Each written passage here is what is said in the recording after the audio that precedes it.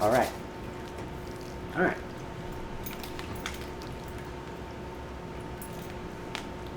It's just gonna take you for a whirlwind, but it's gonna take you for a fast whirlwind if you pay attention. See, I'm already sped up right now. Because what? 2 energy drinks. But this shit is baseline for me. When I drink energy drinks, it just comes out faster. That's what you gotta understand. So I know half of you are gonna say, "Oh, he's just caffeinated. He doesn't mean anything. He doesn't know jack shit. Oh, he's only young. You know, he's young. So we should take his word for it." Well, don't take my word for it. Search it up your fucking self. Anyways, there's a couple points I want to make. One, the law of very large numbers. Given enough time, anything's possible. Number two, time. There is nothing saying it can't reverse. There's a lot saying it will reverse eventually. Number three, quarks. Or quarks. I say quarks, but I mean quarks, okay? Quarks are the biggest things that if you separate them, they'll create more of their own kind because of the energy they have. Another one, I forget what number I'm on, but I have goldfish memory. I can retain this shit perfectly.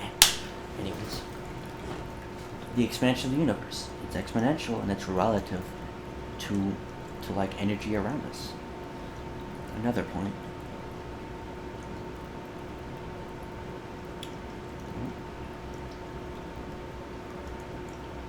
The Big Bang.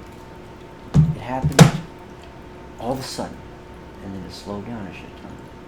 So, there's two ways you can create a universe out of those two things philosophically. And, well, one of them is provably.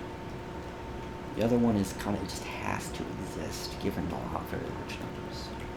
So anyways, the one that has to exist that's boring is, well, given enough time, since, well, time is a fluid, there's nothing saying it can't go reverse. So eventually, given like Google Planck's of years, upon Google Planck's years, so just like a lot of time, a lot of time, time will reverse. It doesn't matter what you say, it will reverse. That's how one universe exists, right? It's like a bubble. It constantly expands, constantly contracts. Number two, the second way. So this is where it gets crazy. So since expansion of the universe, dark energy, shit like that, since that exists, if it does apply on the microscopic scale, then, well, subatomic scale even, it'll separate quarks. And quarks, if you separate them, they make more of themselves. And, well,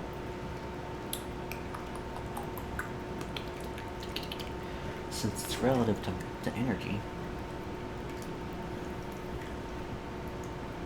once they separate enough, create enough quarks, it would stop separating. So really, it would do this really fast. It would create a lot of quarks. I don't know how fast. They have to find that out. But if it matches, then give me a fucking, like, a reward or something. No, not an award. A name in the books. Because this sounds genius, right? Because it all applies, at least in theory. Without numbers. Anyways, so it would expand really fast, create a bunch of energy out of just one, like 3 quarks, right?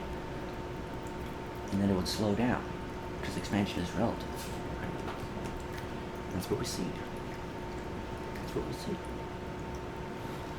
So given those two things, the universe expands if it has mass at all.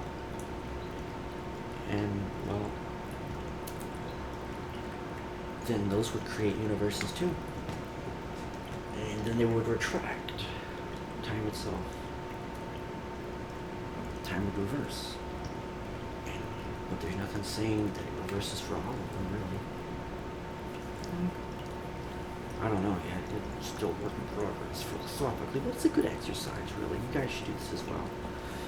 Anyways, so law of big numbers, time expands. Then each core creates another universe, which time expands. And really, there is nothing to say. The laws of physics change over time. Well, over great distances, I should say. But it's the same thing. And when I mean great distance for this to apply, it just has to apply. Because, well, I mean, distance, I mean, like, the whole universe times, like 1,000 or some shit.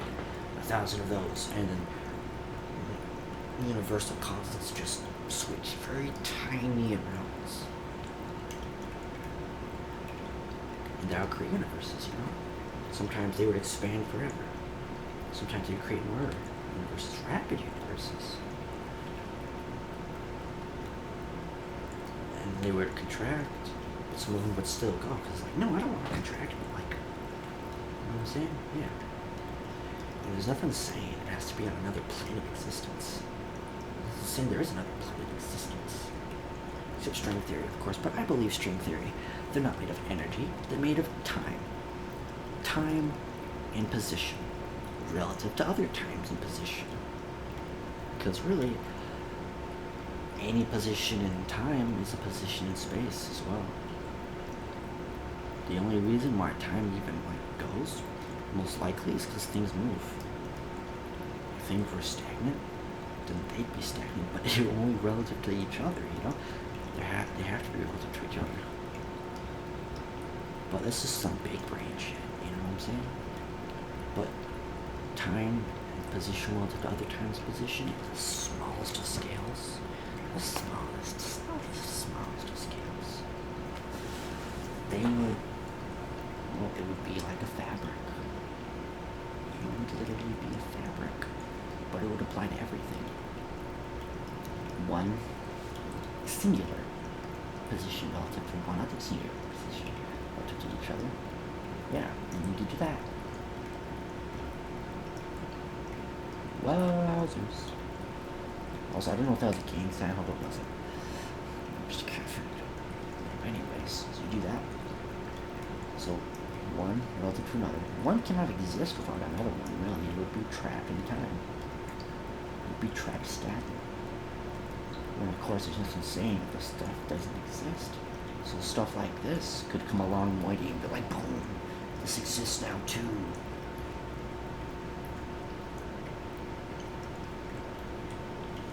Anyways. Hey, Mr. Robot. Hey, Mr. Robot. A point. What was my point? Well, I made 1,000 points, clearly. If anyone loves science as much as I do, then please tell me, where am I logically wrong? At least test it out. The best great scientist is saying this. You could take all the fucking credit you want. I just want somebody to test it out. Just mathematically, really. Anyways, so one relative to another, there's nothing saying that's any different from 5 relative to 5. It's like a gradient. Like a texture of reality, really. I should say. So energy and position only exist according to other energies and position. So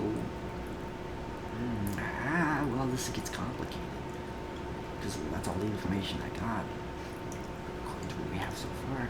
So my theory of everything is that there's no such thing as energy, only time and position relative to other time and position. On every scale there.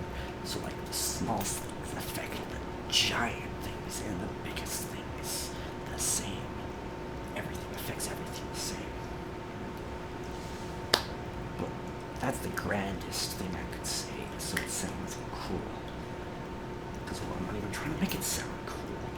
This is just my thought processes. Oh, and also time, since it's relative to another,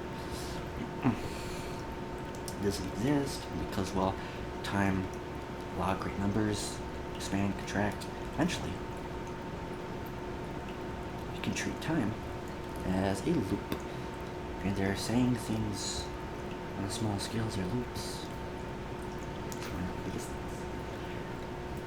Logically, according to them, it has to be that way.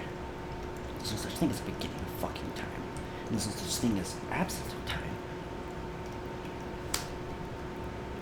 Because if there was, that would imply we exist.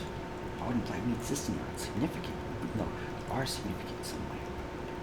On any level. Because well, if nothing exists in its purest form, there's nothing. There's no law, there's no mechanism, because it's nothing. They try to work around that fact by saying, oh, like a fucking big word, big word, big word. No, I'm telling you shit that would work without the big words. No language terms, I should say something. Also, I will gladly accept this reward on behalf of him.